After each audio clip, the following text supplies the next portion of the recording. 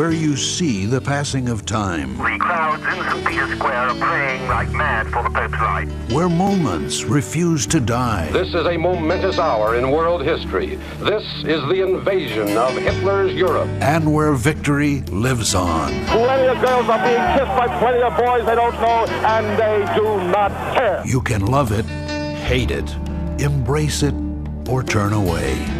Lennon was shot to death late last night outside his apartment building. But it is a past we all share. Come on out here and give me a salute. Big Navy salute. This is where yesterday has a home, where we wonder what it was like back then. Go forward, knights, in safety. And not too long ago. His spirit must live on. It's where history has its place and where the past comes alive. The History Channel.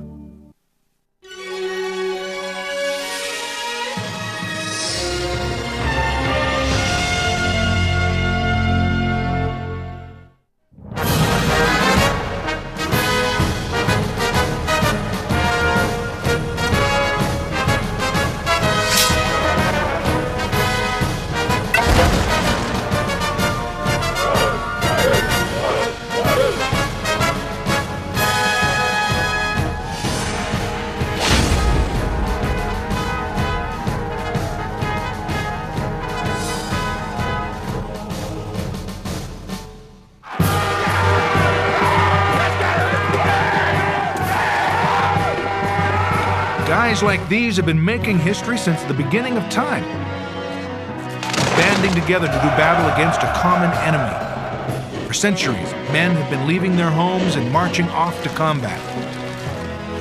Soldiers in the prime of life, joining their colleagues in arms for glory, God, country, or maybe just the spoils of war.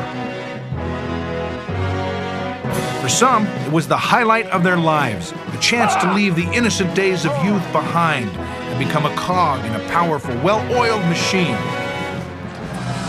For others, it was a frightful introduction to the dark side of humanity, a test of their ability to endure the most harrowing of circumstances. The leaders of these vast legion of men are familiar household names: Alexander the Great, Attila the Hun, Napoleon, and Robert E. Lee, whose successes and failures helped shape the history of the world. But while the generals and heads of state have always grabbed the lion's share of acclaim, the unsung heroes of warfare, the common foot soldier, have gone largely unrecognized. Yet, the men in the trenches are truly the lifeblood of every standing army. If not for the courage and ingenuity of the everyday foot soldier, no war would ever be won and no enemy vanquished. Who are these men who put their lives on the line every day when they go to the office? And what do they share in common with others who pursued a similar line of work? First and foremost, they were all dressed and armed for combat. Some needed elaborate suits of armor. Others traveled a little more lightly. And some hardly wore anything at all. No matter what you wore, every soldier in every conflict has been forced to march, and march, and march. We just keep walking and walking and walking. It comes with the territory, and anyone who complains, well, they don't have a foot to stand on. The Greeks, the Romans, even the barbarians. Hey, who are you calling a barbarian? Went to work the old-fashioned way. They walked. To make matters worse, try marching 50 miles after camping out in some of the saddest, most pathetic conditions known to man. I'm talking dirt, mud, filth, lice. Lice? Oof. Martha Stewart would have to bring in her own army just to clean up the place. Then, of course, there was the food, if you can call it that. Throughout history, foot soldiers needed strong legs, strong backs, and even stronger stomachs. Half the time, they didn't know what they were eating, and that was a plus. You'd think that no one could survive this lifestyle, but survive it they did, by following the old adage, wine, women, and song. Oh, carnage and bloodshed got you down? Have some booze, you'll be okay. Feeling lonely? Don't worry, there's a simple cure for that. In every war, in every century, the men learned the best way to keep your sanity was to keep your sense of humor. And that's no joke.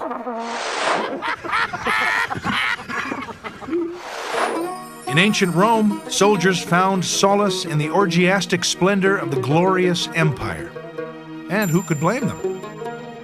In the medieval age, men discovered that a roll in the tent with a local camp follower was a surefire remedy for everything that ailed you. Gambling also provided a welcome relief from the hazards of war, even if it meant betting on the dreaded head lice who'd become your constant bedfellows. What motivates a person to become a foot soldier? Why choose to make a career out of fighting wars, when wars are a good way to get yourself killed? To find out the answer to these and other pressing questions, we'll take a look back through history with a few bumpy detours, to march with the legions of Caesar, raid with the Vikings, conquer the world with Napoleon's men, and struggle with the doughboys in Europe.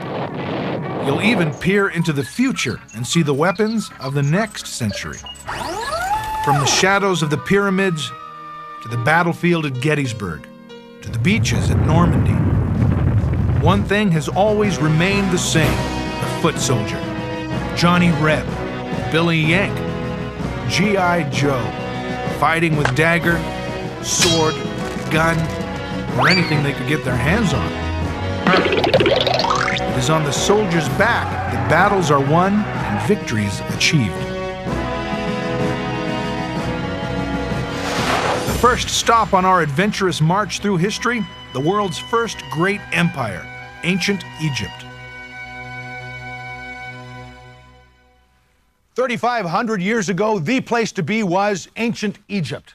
Of course, it wasn't ancient then, it was modern day. But as a foot soldier, you would look something like this, and you'd be fighting under the blistering rays of the sun without a drop of sunscreen.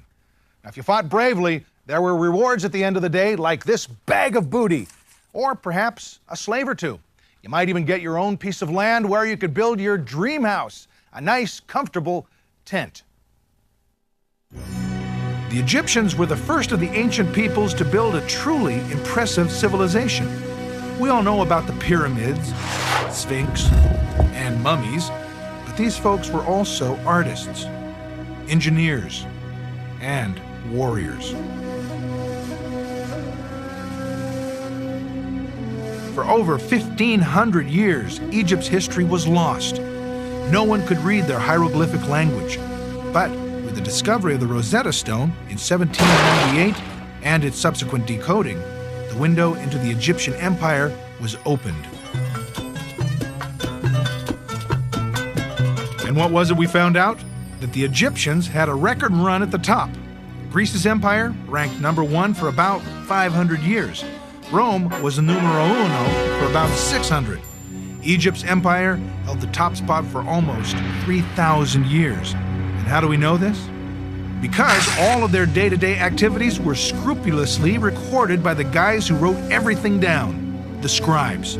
There wasn't an arrowhead or a piece of grain that wasn't accounted for. It's no wonder the Egyptian civilization was the longest lasting in history. I will not make fun of the pharaoh. I will not make fun of the pharaoh. I will not make fun of the pharaoh. Its life force, the Nile, extends more than 400 miles through the heart of the empire. Without the Nile, the country would have been barren. With it, the Egyptians inhabited one of the most richly endowed lands of the age. People worshipped several gods, but it was the pharaoh, in the form of a man who ran the country. He was the big kahuna, an absolute monarch who wore a number of different hats. He was the head priest, top bureaucrat, supreme military leader, and one heck of a party animal, too. During Egypt's early days, in what is referred to as the Old Kingdom, there was little need to embark on military expeditions. Egypt's geography provided her with a strong natural defense. Bounded to the east by the Sinai Desert and to the west by the Libyan Desert. So if you wanted to visit a buddy in Egypt, you'd best learn to walk like an Egyptian. Surrounded by an ocean of sand, the Egyptians lived isolated and secure, and had plenty of time for work projects like cleaning out the garage, waxing the chariot, or putting up the pyramids. At Giza, 25 million tons of quarried limestone was transformed into 3 man-made mountains in just over a century. And right next door, they built the Sphinx, a giant half-man, half-lion who, in 3,000 years, has yet to crack a smile.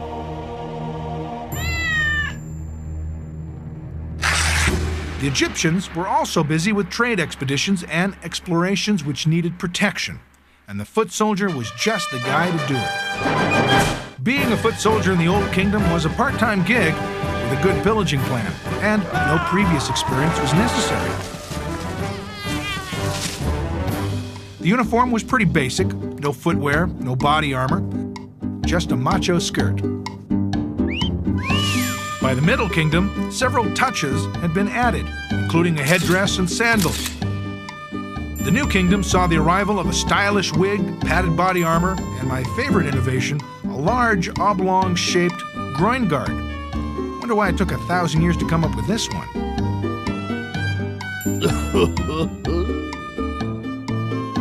It was during the Middle Kingdom, approximately 2040 to 1640 BC, that Egypt embarked on a program of military expansion into Nubia, now modern-day Sudan, which was rich with resources. So at once, foot soldiers sprang into action. A chain of fortresses was set up along the Nile on the way to Nubia. The Egyptians' goal was twofold: to take control of the trade and traffic along the river, and to launch raids on the gold mines in Nubia. The forts were located at the most vulnerable points in the trade route and served as both military outposts and custom stations. 50 to 300 men were stationed in each fort depending on its size. The buildings were built tough, almost invincible. Fortified gateways, watchtowers, massive enclosed walls, and ditches made them a triumph of military architecture. This model, discovered in an ancient Egyptian tomb, reveals a great deal about the foot soldiers of the day.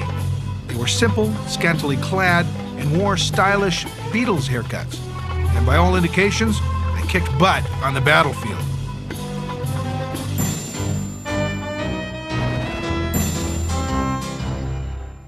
In a similar tomb, a model of their arch-enemies, Nubian archers, was discovered. Evidently, by 2700 BC, the Egyptians had not only defeated the Nubians, but had recruited them to reinforce the local troops. Nubians were very famous for their capability and techniques in shooting. This must have been the reason why the Egyptians tried at a very early stage to include Nubians in their army, because they were excellent shooters. Although the Nubians were highly regarded as skilled warriors, the Egyptians didn't think too highly of them. The icon of the Nubian, as the defeated enemy, never lost its popularity as a symbol of Egyptian success.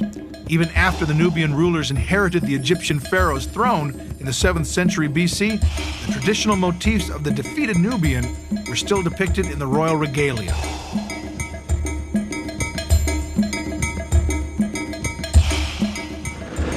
Egyptian expansion into Nubia created the image of a warrior.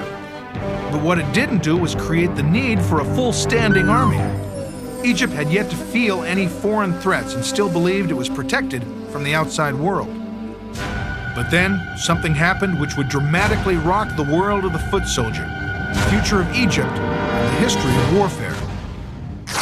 Some bad boys from the north rolled into town. By the end of the Middle Kingdom, the 17th century BC, Egypt was ruled by a foreign power. These mean hombres rode into town on chariots, something the Egyptians had yet to develop. The pharaohs had been so busy building monuments to themselves, they failed to keep up with the Joneses. As a result, their weapons remained virtually unchanged for almost 700 years. The painful truth was that the Egyptians had become a bunch of slackers. Around 1640 BC, Egypt received an abrupt lesson in the dangers of letting its armies sit around idly for centuries. A powerful Asiatic group swept down from the north, and seized the Egyptian throne. Their names, the Hyksos.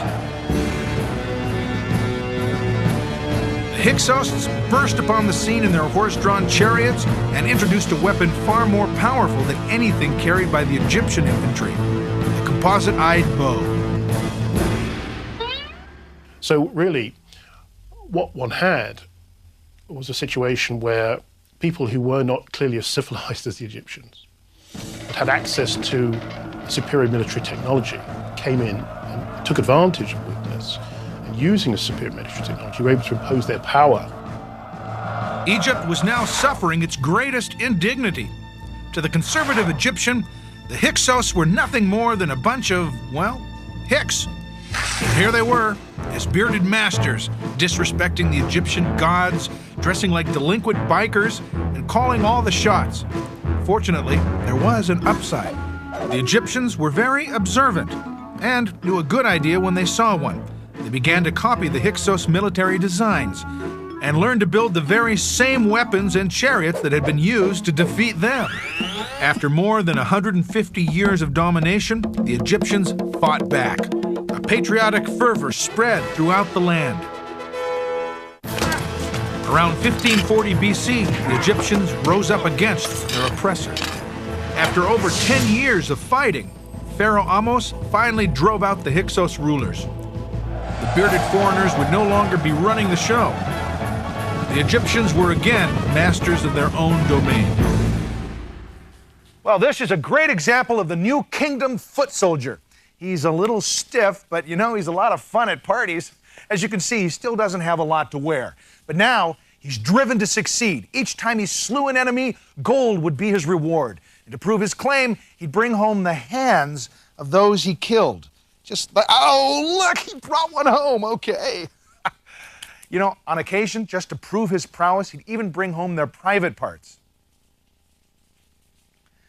Think he used a different bag for that? The hands were collected and placed in a hand basket, no pun intended, and then counted by the scribes. Now, if they weren't good at arithmetic, no problem. They had plenty of fingers to count with. Ahmose's victory over the Hyksos launched Egypt into a new kingdom, which lasted almost 500 years, from 1550 BC to 1070 BC. It was an era of expansion and conquest here in the place known to Hollywood filmmakers as the land of the pharaohs. The Egyptians now had a one-track mind. Well, maybe two tracks. They wanted to make love and war, and knew that in order to do so, they needed to build an army so strong they would never be caught with their pants down again. During the war, of course.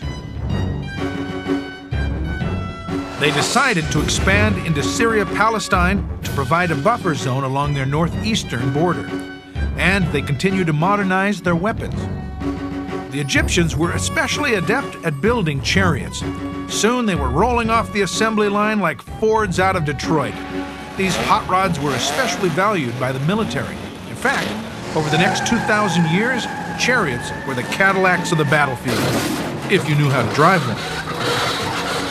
But not every Egyptian foot soldier joined up by choice.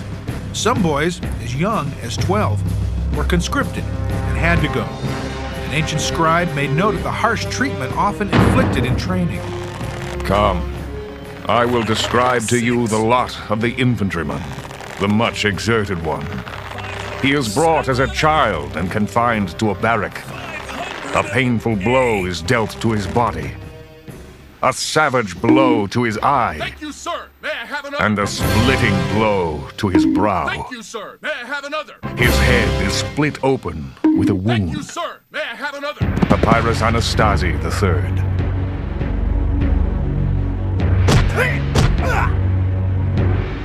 There is a distinct sense that compared with, say, the Assyrians or the Babylonians, the Egyptians were in general a rather more peace-loving, pacifist kind of population. So we can tell from accounts of the training of these conscripted soldiers that to a large extent they were having to be molded into an aggressive fighting force.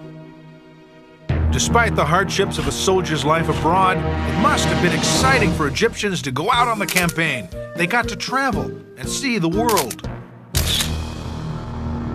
But try not to get yourself killed on the road. According to religious belief, every Egyptian needed to be buried in his homeland in order to experience an afterlife.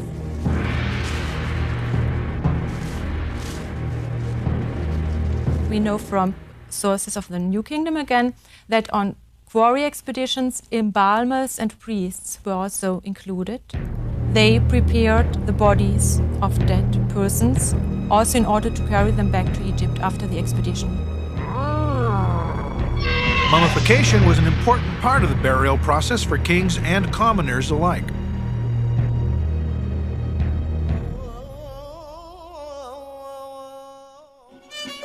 Died in the desert?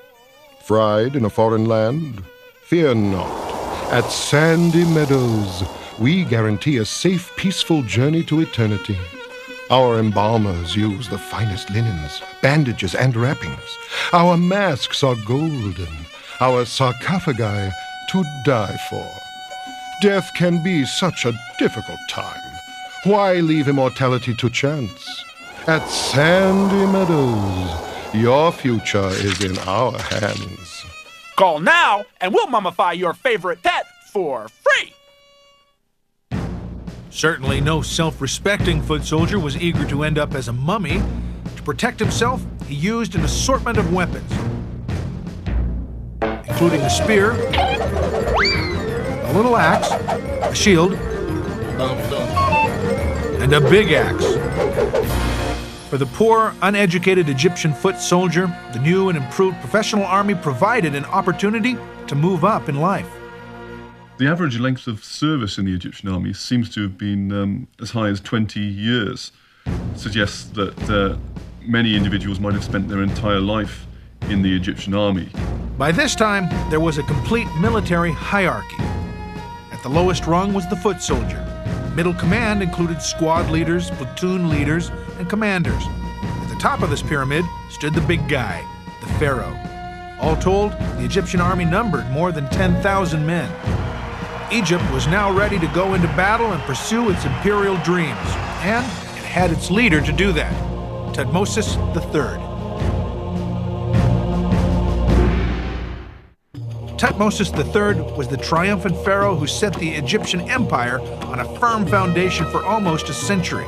He's considered the Napoleon of ancient Egypt, short in stature with a taste for conquering others. Tutmosis was the consummate leader. Under his guidance, the army prospered. He was personally responsible for most of the reforms that allowed the military to achieve such great success. By the time, certainly, of Tutmosis III, there is a professional corps in the army of long-term serving soldiers.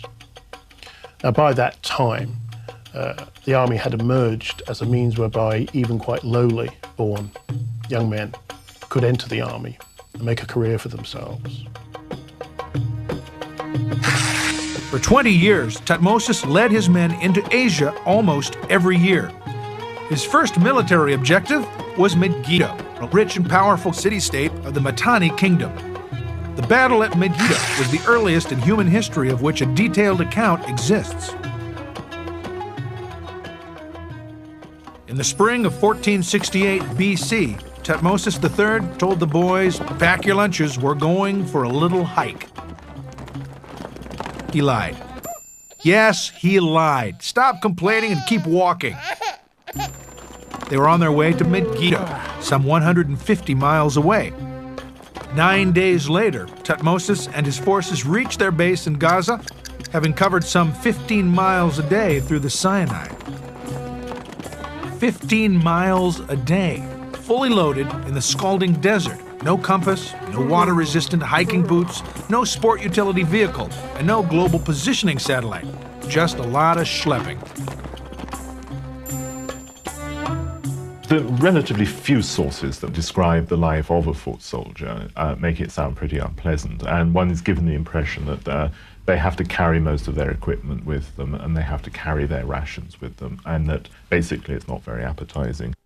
Not appetizing? Ancient records reveal that bread and foul-tasting water were typically carried on such journeys. Sounds worse than airplane food to me. If the soldiers were lucky, cattle were brought along or seized from villagers along the way.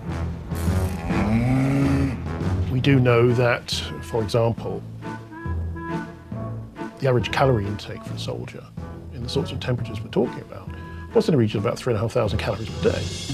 Whew, that sounds like a lot of calories to me. And we know they weren't eating ice cream sundaes, so where were these calories coming from? Models have been found in ancient tombs which show bread being made. Other models depict Egyptian party animals brewing an original, nutritious beer. Boy, could have used friends like these back in college. Probably nobody would like nowadays to drink Egyptian beer. It was made of bread soaked in water, and then they put certain ferments into it. It's alcoholic. But Egyptian beer must have been sweet and very nourishing. With their stomachs full and their heads buzzing, Thutmose and his men flexed their military muscles and sacked a handful of towns on their way to Megiddo. According to legend, as the army advanced, Thutmose sent some of his men to the town of Joppa, today a port city located in Israel. There, they came up with an ingenious plan to lay siege to the town. The soldiers during the reign of King Thutmose were smuggled into Joppa inside baskets like this. This is actually bigger than my first apartment in New York. Imagine trying to pick one of these up. Can you say hernia? These, my friend, are what's known as the picnic baskets from hell. As the story goes, 200 soldiers were smuggled into Joppa inside 200 baskets. Sound familiar? This was the Trojan horse, only with no Trojans and no horse. Just a bunch of clever Egyptians who managed to conquer the town. There were 3 possible routes into Megiddo. Thutmose outsmarted the enemy by taking the least likely path, a narrow pass just 30 feet at its widest. They had to go single file, horse behind horse, with the chariots carried on the shoulders of the foot soldiers. They set up camp and tried to get a good night's sleep, knowing the following morning they would go into battle. Bright-eyed and bushy-tailed, the Egyptian army marched in full uniform, horse plumes and flags held aloft, drums pounding out an intimidating war beat. What a sight! The chariots charged first, and the enemy panicked. They retreated into Megiddo's walled city, leaving behind their weapons, chariots, and horses. So far, so good for the foot soldiers, but with so many goodies lying about, they went booty crazy. They forgot their goal was to take control of the city. They lost momentum, and it took a 7-month siege before Megiddo fell. The attraction of the booty was just a little bit, probably too much for them. Clearly, it was immensely rich, because when Megiddo finally did fall, the actual booty taken from within the city was fairly substantial. So they went shopping for some very rich pickings, I think. The booty included 1,796 slaves, 83 hands, 2,041 horses, not to mention various chariots, cows, goats, sheep, gold, household goods, and whatever else they could get their hands on.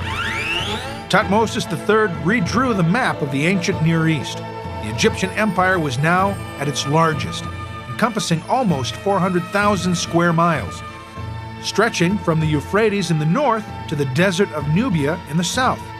Under Thutmose, the new image of the military man was formed. Kings were now presented as battle heroes, a new military class developed, and soldiers began receiving attractive parcels of land and appointments to higher positions. The empire was at its height of power and glory. International war brought wealth into Egypt. 200 years later, Thutmose's achievements spurred the ambitions of a young pharaoh, Ramses II. His ambition, success, and military genius would earn him the title Ramses the Great.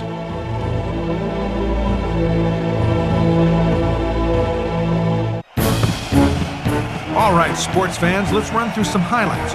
We're early in the third quarter of Egypt's 3,000-year reign. The first quarter, the Old Kingdom, had been big. The country was unified, the pyramids were built, and the mummies, they're still looking like new. The second quarter, the Middle Kingdom, had been a different story. The boys had gotten soft. The opponents had done some damage, and the home team had lost its momentum. It's going to take a big second half to regain the lead. And Ramses II was just the guy to lead the charge. Ramses. When Ramses II began his rule in 1290 BC, there was trouble. Egypt's aggressiveness and self-confidence was diminishing. Its golden age was coming to an end. Maybe it was the disruptive religious beliefs of a former pharaoh who'd wanted the people to worship one god instead of many. Maybe it was the incursions made by an outside power. Or maybe that relentless beating sun had just left the people burnt out. Ramses had a burning desire to restore his empire's borders. He called upon his loyal army and headed to the Syria-Palestine, this time to fight the advancing Hittites. The decided place for the battle was Kadesh, the bone of contention between the two empires. The bad guys, the Hittites, were from the land now known as Turkey. They moved southwest into Syria and Palestine. Ramses II called them women soldiers because of their long hair, which required a fair amount of attention. But don't get me wrong, their hair was fluff, but they were buff. The Hittites' three-man chariot was the Rolls-Royce of fighting machines. Sturdy and built to last, it came with a lifetime guarantee and carried 3 men, a shield bearer, a spearman, and a driver. The good guys, our beloved Egyptians, preferred a light 2-man vehicle bearing just a driver and a warrior. It came equipped with arrows and javelins for long-range fighting. It was the summer of 1285 BC. A professional army of 20,000 assembled, made up of career soldiers, peasant conscripts, and an increasing number of foreign mercenaries. Mercenaries, particularly prisoners of war, were often retained and incorporated into specific forces in the Egyptian army. Come on, you're a prisoner of war. What are you going to do? Say no? It became particularly common for instance, people who were captured in the campaigns in Palestine to be integrated into the Egyptian army and then sent out to campaign, sometimes against the people who they themselves had once lived with. Among the foreigners who signed on with the Egyptian army were the Sherdans. Some of the scenes of the Battle of Kadesh show troops known as the Shardana. And these were mercenary troops. They have very distinctive horned helmets, and they carry very sharp stabbing swords. And they have also a very characteristic round shield. And they become very important in the Ramesside army, along with various other groups. The mercenaries who fought for the Egyptian army were fully integrated into Egyptian life. It was not unusual for a foreign mercenary to find himself a nice Egyptian girl, settle down, and raise a family together. Ramses divided his army into 2 forces for the long trek north. He led the main force. The soldiers marched through rugged terrain and cold weather, which they had never experienced in their life. This was not a trek for the faint of heart. The men had to climb barefoot over rugged mountains, dragging their chariots in tow. The arduous trek left them battered and bruised. Anyone who chose to run in the opposite direction was well aware of the consequences. Punishment for desertion was putting the family to jail. This is what we know, and of course, they were also pursued. Deserters were pursued, and when they were brought back, it was probably not nice what happened to them. So there weren't too many options but to forge on. Ramses II set up camp across the river from Kadesh. This war was the most thoroughly documented of ancient Egypt. The camp was a rectangular compound. You've heard of 4 stars? Well, this was for the birds. In fact, animals and soldiers were treated about the same. When they got to the camp, the horses, donkeys, oxen, and men were all watered and fed. Sounds like a real animal house to me. It seems to be surrounded by a large enclosure wall built up of shields, and then has the royal sort of tent in the middle of it. This seems to be a fairly large and impressive structure. Now, exactly what the accommodation provided for ordinary troops was like, we have very little evidence. But we do know that the pharaoh's lion got his own tent. Talk about animal rights. The key to the battle was the fact that Ramses II fell for one of the oldest tricks in the book. But, of course, back then, the book wasn't that old. Two men, who turned out to be spies, told him the king of the Hittites was so intimidated by his prowess that he decided not to fight. That's the sort of information you'd probably want to verify. But what did Ramses do? He sat there stone-faced. So guess what? Yep, the Hittites were just across the river from the Egyptian camp, just waiting for the right moment to attack. Maybe when Ramses was, in an important military meeting? Now to make a long battle short. One of the Egyptian divisions which was not with Ramses was unexpectedly attacked by the Hittites in the wee hours of the morning. Needless to say, the poor guys didn't stand a chance. Most of them were speared or pummeled to death. Fortunate few ran for their lives. The Hittite chariots continued on to Ramses' camp, where one of the history's great chariot battles played out. Ramses mounted his chariot and, with the assistance of only his immediate entourage, attacked the enemy. The Egyptians, with their peppy little two-seaters, ran circles around the Hittites in their big, cumbersome luxury sedans. The Egyptians were able to play around just long enough for reinforcements to show up.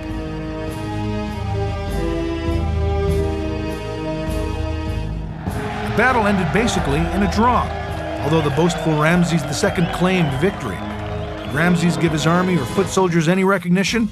No. In fact, he accused them of abandoning him and took full credit for the conquest. Talk about being two-faced. The first peace treaty in mankind was chiseled up. Guess what Ramses got? A beautiful Hittite princess. And both empires settled down to a peaceful coexistence. Just how the marriage turned out, we don't know. But we do know Ramses had more than 100 children, so we can assume they probably got along okay.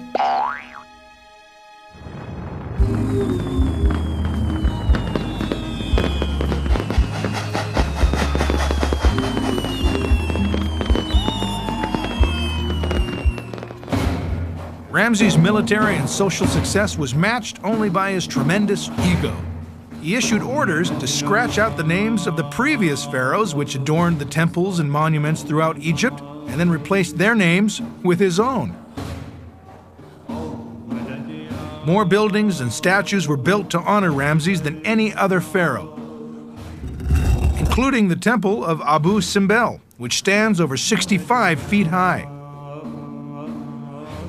Twice a year, the rising sun shines its rays through the sanctuary doors, down a long hallway, and onto the statues of Ramses seated with the gods. That, my friends, is one colossal ego. After Ramses II's death, Egypt entered a period of slow but steady decline. With its army and its power disintegrating, she would be called to fight another major battle, this time on land and at sea.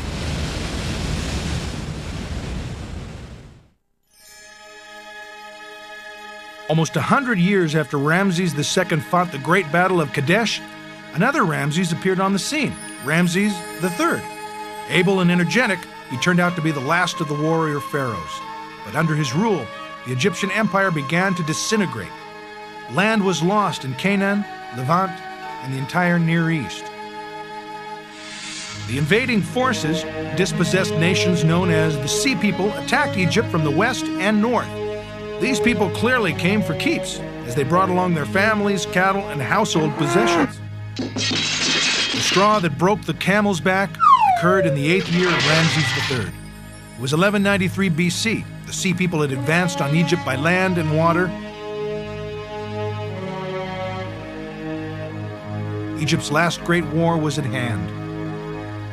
At this point, the Egyptian infantry looked like the parade of nations during the opening ceremonies of the Olympics. Almost half the soldiers were foreigners, or you might say, out-of-towners. There were the Nubians, the skilled archers, the Libyans, who wore feathers on their head and had a lilt in their step, and the Sherdens, still wearing their distinctive horned helmets. As a spectator, you needed a program to know who was fighting for whom. One of the problems Ramses III had with this particular war is obvious by the name of the enemy, the Sea People. Yes, Egypt was asked to wage a naval war, something they had never done before. The naval battle took place near the coast, close to the Nile Delta. The Egyptian force consisted both of warships and infantry stationed along the shore. The Sea People are the guys in the feather-topped helmets with long spears and round shields. You probably recognize those horned helmets.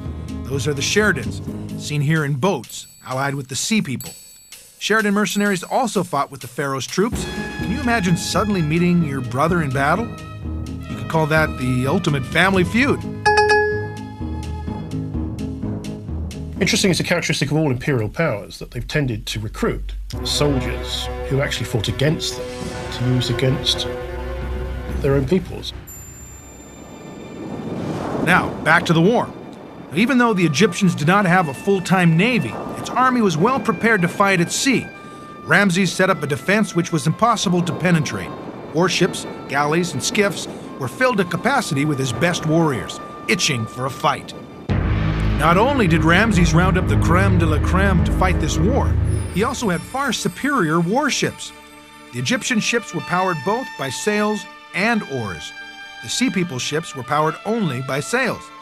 Without a good wind, the Sea People weren't going anywhere, and for the Egyptians, it was like shooting fish in a barrel. Ramses' seaborne chariots had transported groups of oarsmen, archers, and foot soldiers out to sea, and they were ready for action. The Egyptian fleet followed the ships of the Sea People into the river mouths of the delta. The Egyptians then encircled the enemy while releasing hails of arrows.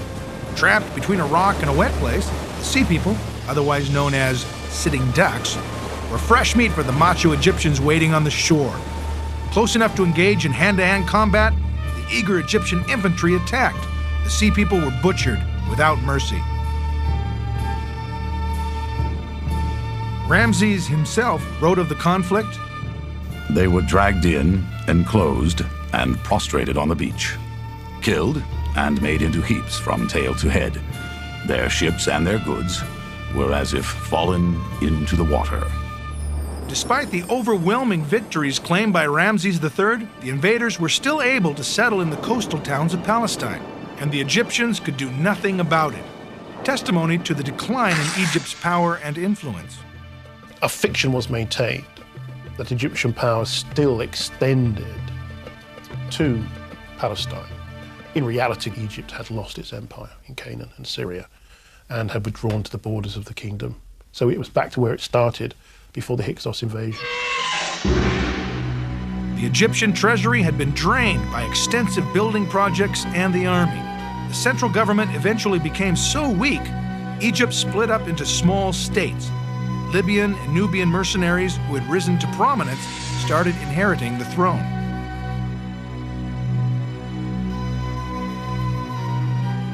About 700 BC, Ethiopian invaders entered Egypt. After the Ethiopians came, the Assyrians, then the Persians, and finally, Alexander the Great, who invaded Egypt and became the new pharaoh in 332 BC. The great Egyptian empire now ceased to exist. With it went the foot soldier. All that remains today are the great monuments and reliefs, testimonies to the wars for which the Egyptian foot soldier not only risked his life, but in some cases gave it.